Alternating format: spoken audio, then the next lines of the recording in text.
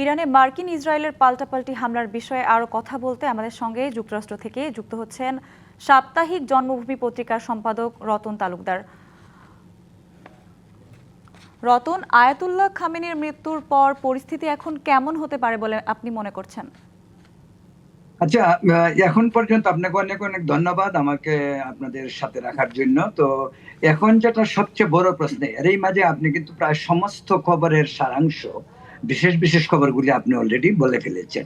এখন সবচেয়ে বড় প্রশ্ন যেটা, সেটা হলো যে আফটার কামানি কে আসছে ইরানে, বা এটা আমেরিকার কাছে কতটুকু গ্রহণযোগ্য হতে পারে, বা এই যুদ্ধ কতদিন চলতে পারে, সেটা এখন সবচেয়ে বড় প্রশ্ন। তো যেমনটি আমার ধারণা, সেটা আমি বলতে চাই, আয়াতুল্লাহ আলী খামেনি নিজে কিন্তু একজন উত্তরাধিকার কথা 2 সপ্তাহ আগে বলে গেছেন, যিনি তাদের ন্যাশনাল জাতীয় নিরাপত্তা পরিষদের মানে প্রধান। তার নামটা হলো আলী লারিজানি।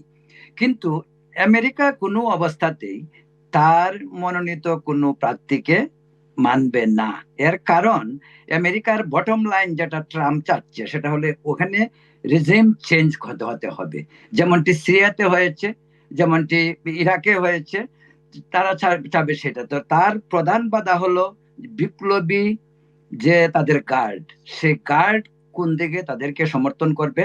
এবং আরেকটি বিষয় খুব উল্লেখযোগ্য, ইরানের ইসলামিক যে পুলিশ বাহিনী যেটা রয়েছে, এটা অত্যন্ত শক্তিশালী।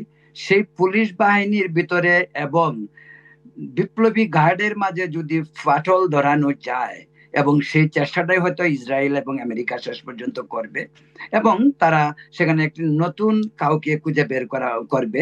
যেমনটি অনেক সময় শোনা যায় যে আগের শাহ, রাজা শাহ পাহলভীর ছেলে, যিনি আমেরিকাতেই বসবাস করেন, তার নিয়ে বেশ আলোচনা ছিল, গুঞ্জন ছিল, এই আমেরিকাতেও ছিল। কিন্তু তার ক্রেডিবিলিটি নিয়ে খুদ আমেরিকা বা পেন্টাগন কিন্তু উদ্বিগ্ন। যে কারণে এমনটা হইতে পারে, রাজা শাহ পাহলভীর যে ছেলে, তার পরিবর্তে আমেরিকা ইরানের বর্তমান যে সিচুয়েশন, যে নেতৃত্ব বা লিডারশিপ, সেটা হোক বিপ্লবী গার্ডের ভিতরে হোক, জাতীয় নিরাপত্তাতে হোক, সেখান থেকে মানে সিরিয়ার মতন কাউকে খুঁজে বের করতে পারে। তবে এটুক গ্যারেন্টি দিয়ে বলা যেতে পারে, আমেরিকা ইরানের রেজিম চেঞ্জ পুরোপুরি ভাবে চায়। শুধু খামেনির মৃত্যুর মাধ্যমেই তারা ক্লান্ত হবে এমনটা আশা করার কোনো কারণ নেই এখন পর্যন্ত। আচ্ছা, ঠিক আছে, আমরা আরেকটি প্রশ্ন করতে চাই। ইরানের একটি বড় অংশ ট্রাম্পের এই হামলাকে সমর্থন করছে। এর কারণ কি শাসন ব্যবস্থার উপর কোনো প্রভাব, মানে ক্ষোভ কিনা?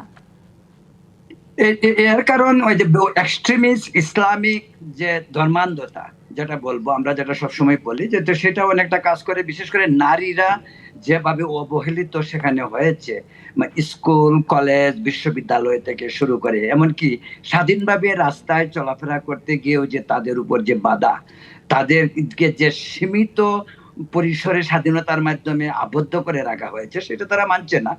এবং আরেকটি বিষয় আমাদের মাথায় রাখতে হবে, সেটা হলো ইরানের জেনজি যে গ্রুপ, নতুন প্রজন্ম, যেটি শ্রীলঙ্কা বা নেপাল বা আমাদের বাংলাদেশে হয়েছে, এই গ্রুপটিও কিন্তু বেশ সচল।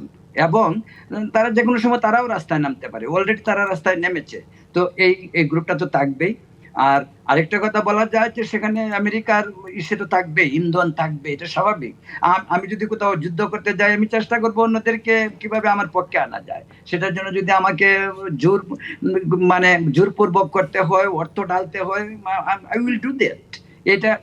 এটাই বিষয়। তবে আমেরিকান পাবলিকের মাঝে এক ধরনের প্রতিক্রিয়াটার কথা একটু বলে রাখি, সেটা হলো আমেরিকান পাবলিক এটা মনে করে এইটুকু, যে ট্রাম্প অনবরত আয়াতুল্লাহ আলী খামেনিকে একজন ব্যাড পার্সন, ব্যাডম্যান হিসাবে আমেরিকায় প্রডিউস করেছেন তিনি সবসময়। যে কারণে আমেরিকান পিপল যদি মনে করে তাদের জাতীয় নিরাপত্তা ইস্যুতে একজন মানুষ যদি মানে ক্ষতিকারক হয়, তাকে ধ্বংস করা, মানে ওইটা তাদের পক্ষে থাকবে সবসময়। যে সে যে আমেরিকানই হোক, যে ধরনেরই হোক, তারা আমেরিকান পাবলিক কোনো সময় তাদের জাতীয় নিরাপত্তা ইস্যু হুমকির মুখে পড়ুক, তারা সেটা কখনো চাইবে না। এবং এই কারণেই আমেরিকাতে এখন পর্যন্ত, আজ পর্যন্ত কিন্তু আমেরিকাতে ইউজুয়ালি এই সমস্ত অ্যাটাকের পরে, এমনকি ইরাক অ্যাটাকের পরেও এখানে ডেমনস্ট্রেশন হয়েছে, এখন পর্যন্ত হয়নি। উইকেন্ড চলছে এখানে, শনি রবি ছুটি, সোমবারে দেখা যাক, হয়তো হইতে পারে। আর বিশেষ করে আরেকটি বিষয়, যে আমেরিকাতে যে ইরানিয়ান পিপল যারা আছে, বিশেষ করে আজকে আমাদের নিউ ইয়র্ক সিটির মেয়র যে উনি ঘোষণা করেছেন, নিউ ইয়র্কে বসবাসকারী প্রবাসী ইরানিরা টোটালি নিরাপদ, এবং তারা নিরাপদ বোধ করতে পারে, উদ্বেগের কোনো কারণ নেই। সেটা একটা ইম্পর্টেন্ট দিক, কারণ নিউ ইয়র্কে অনেক ইরানির বসবাস, এমনকি অন্যান্য রাজ্যগুলিতেও অনেক ইরানিরা রয়েছেন, ক্যালিফোর্নিয়াতে অনেক ইরানিরা রয়েছেন। তবে ইরানিদের বেশিরভাগ, আমেরিকান বসবাসকারী প্রবাসী ইরানিদের বেশিরভাগই ট্রাম্পের পক্ষে। তারা ইরানের রিজিম চেঞ্জ চায়, সেটা বলা যেতে পারে অতি সহজেই। কারণ সেই আগে যেটা প্রশ্ন আপনি করেছিলেন, সেই প্রশ্নের একই উত্তর। সেখানে তারা ফ্রিডম, স্বাধীনতা, গণতন্ত্র চায়, নারীর অধিকার চায়, নারী রাস্তায় চলতে চায় নির্ভীক। রতন, ধন্যবাদ আপনাকে।